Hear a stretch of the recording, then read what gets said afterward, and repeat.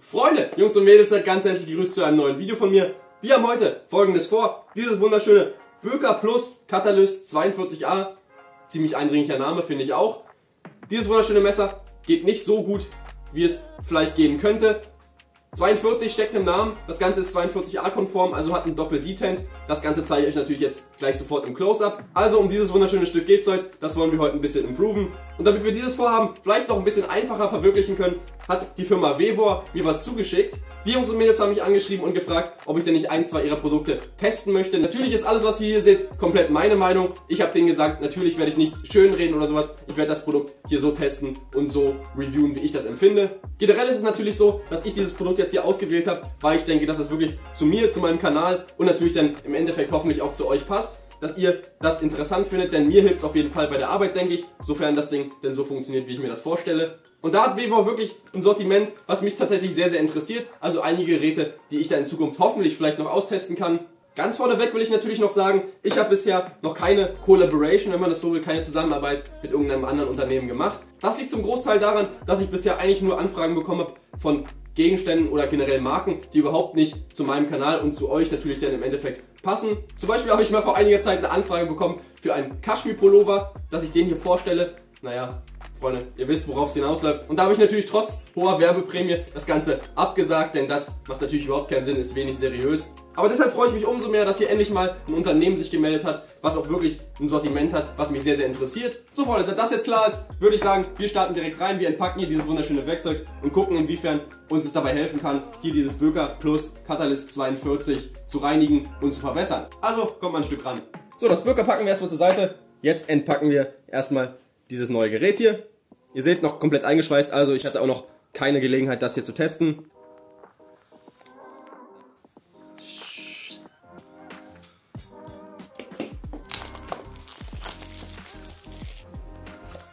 Oh, auf edel. Natürlich, Freunde, eine Bedienungsanleitung, die interessiert uns aber herzlich wenig, denke ich mal. Ich glaube, das Kabel hinten reingesteckt zum Laden und so, das bekommen wir alles hin. So, Freunde, so sieht das Ganze hier verpackt aus. Und das ist das gute Stück. Krass.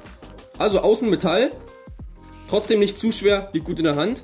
Erster Eindruck erstmal cool. Auch die Auswahl der Bits sehe ich jetzt hier zum ersten Mal, denn die war auf der Seite von Vevor selbst auch nicht zu erkennen, was jetzt hier an Sortiment dabei ist. Aber es sieht erstmal aus, dass auf jeden Fall alles, was jetzt hier die Torx, die wichtigen, dabei sind, natürlich auch alle gekennzeichnet, sehr, sehr cool. Das ist natürlich wichtig. Also das hier werden wahrscheinlich unsere interessanten sein, T8 und T6. Das sind natürlich so die Standarddinger für Messer. Und ansonsten haben wir natürlich hier auch alles, Schlitz, nochmal ein paar Spezialgeräte. Man lernt nie aus, das ist hier ein Y1-Bit anscheinend. Also wie gesagt, ihr seht hier noch einige spezielle Bits. Und die Torx gehen sogar runter bis T2. Das ist wirklich sehr, sehr klein, aber natürlich für Anwendung in der Feinmechanik. Es geht ja hier nicht nur um Messer, sondern generell feine Teile, die man hier auseinander oder zusammenschrauben will. Dafür macht dieses Setup an Bits wahrscheinlich ordentlich Sinn. Also hier haben wir unser Ladekabel.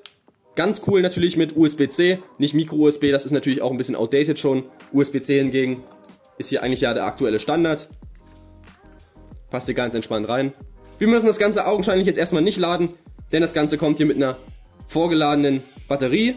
Wir haben hier noch einen kleinen Magnetizer bzw. Demagnetizer mit. In der Anwendung habe ich sowas tatsächlich noch nie richtig benutzt, aber es kann tatsächlich ab und zu ganz nützlich sein, wenn denn die Schrauben so magnetisch sind, dass sie nicht ins Loch finden oder die Schrauben halt einfach vom Bit abfallen. Also kann man hier entweder magnetisieren oder demagnetisieren. Also auch ganz cool, genug gequatscht über das Produkt, über die Verpackung an sich. Wir starten direkt rein, wir nehmen unsere passenden Bits.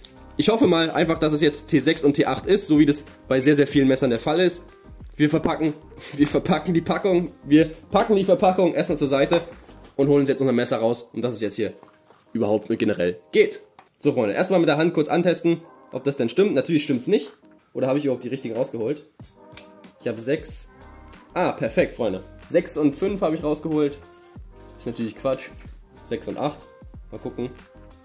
Und die 8 passt auch. Sehr, sehr schön. Die 6 passt genauso. Großartig.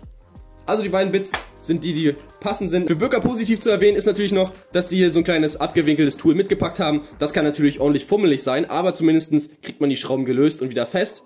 Aber wir haben natürlich ein bisschen bessere Technik hier am Start, zumindest hoffe ich das. Das probieren wir jetzt natürlich direkt aus. So Freunde, ich würde sagen zuallererst versuchen wir es mit dem T8, den Hauptpin zu lösen. Dafür nehme ich mal an, man steckt es einfach rein und drückt hier die Rückwärtstaste.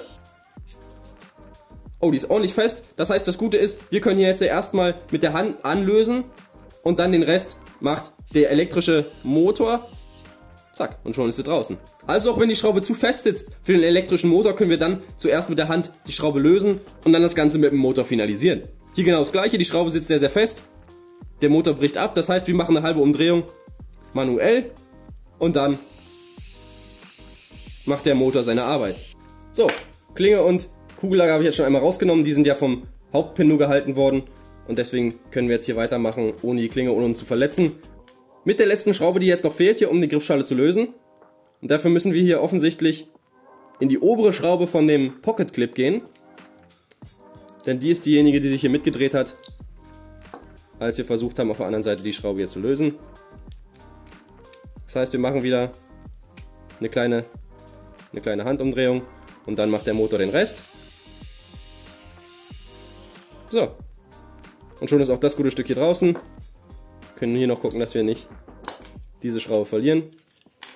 Tja, und schon haben wir unser Messer auseinandergebaut. Und jetzt gucken wir uns mal an, woran das Ganze lag, dass es hier nicht so wunderbar gelaufen ist, wie es hätte laufen können. Obwohl das Ganze ja hier offensichtlich auf Kugellagern läuft. Aber ich glaube, man sieht hier schon relativ schnell, woran es liegt. Es ist einfach Dreck. Alles ein bisschen schmierig. Und auch die Kugellager an sich, die gehen sehr, sehr schwer.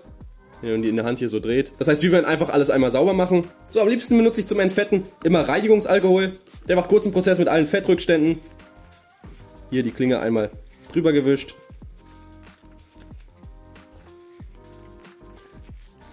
Wunderbar. Ganz wichtig natürlich den Detent, den kann man auch einmal sauber machen. Den Halbkreis, den ihr hier so seht, da reibt ja dieser Detent hier die ganze Zeit drauf. Und jetzt wird es fummelig, denn auch die Kugellager werden jetzt einmal sauber gemacht.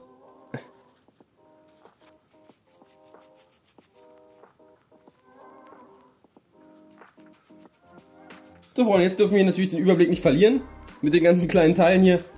Und wir fangen an, das Ganze hier wieder zusammenzustecken, so wie es denn mal war.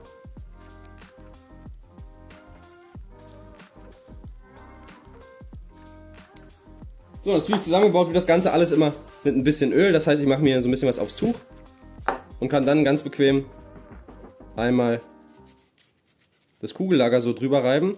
Das reicht auf jeden Fall schon aus und wir kriegen nicht zu viel drauf, sodass das Ganze dann wieder Staub anzieht und ähnliches. Auch diese kleine Scheibe, die auf der G10-Seite runterkommt, kriegt hier nochmal so eine kleine Behandlung.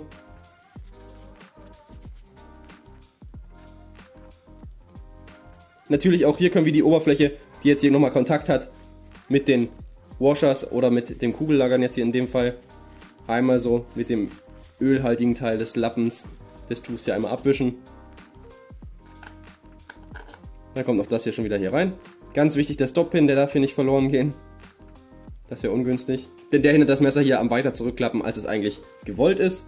Wir packen das letzte Kugellager natürlich auch wieder oben rein. Wunderbar. Und jetzt kommt natürlich die andere Seite mit dem Detent wieder rauf.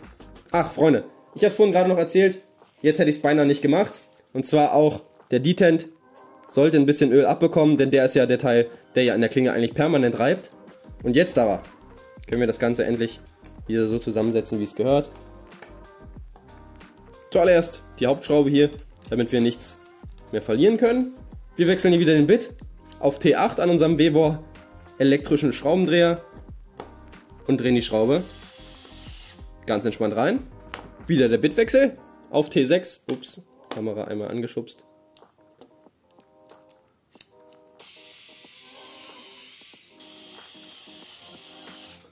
Zack. Und auch den Hauptpin, den ich jetzt erstmal nur mit dem elektrischen Modus festgezogen habe, werde ich jetzt einmal nur noch mit der Hand ganz bequem festziehen. Großartig.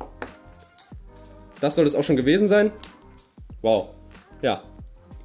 Und das macht natürlich einen extrem großen Unterschied. Vielleicht können wir sogar die Hauptschraube ein minimales bisschen wieder lösen, sodass wir ja, noch bessere Action bekommen. Sehr, sehr gut. Ja. Um den Auftrag auch persönlich für mich komplett abschließen zu können, werde ich jetzt die Klingenoberfläche noch einmal polieren. Denn das Entfernen der Rostrückstände auf der Klinge war nicht Teil des Auftrags. Dennoch schicke ich ungerne Messer wieder zurück an die Besitzer, wenn ich weiß, dass durch etwas mehr Aufwand das Messer deutlich besser dastehen würde. Also habe ich hier mal wieder zur Polierpaste gegriffen und die Klingenseiten schön aufpoliert.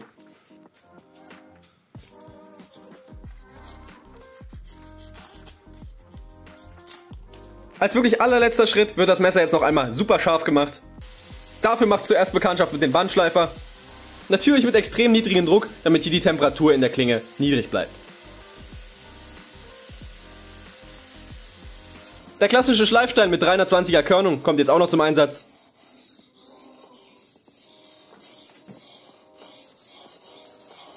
Stroppen dürfen wir natürlich auch nicht vergessen. Das machen wir ganz klassisch auf meine Lieblingsart. Einfach irgendein Stück Abfallholz nehmen. Da ein bisschen Polierpaste drauf. Und dann hat man für quasi umsonst ein Strop gebastelt.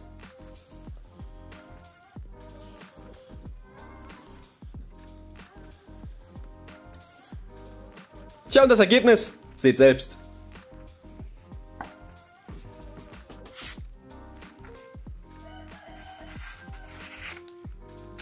So Freunde, wir sind also fertig mit unserem kleinen Projekt, unserem Auftrag, den wir hier für heute vorhatten. Das Messer ist natürlich wunderbar scharf, aber primär war es natürlich die Action, die uns gestört hat, die jetzt wieder optimal läuft. Der Doppel-Detent macht in beide Richtungen großartige Arbeit.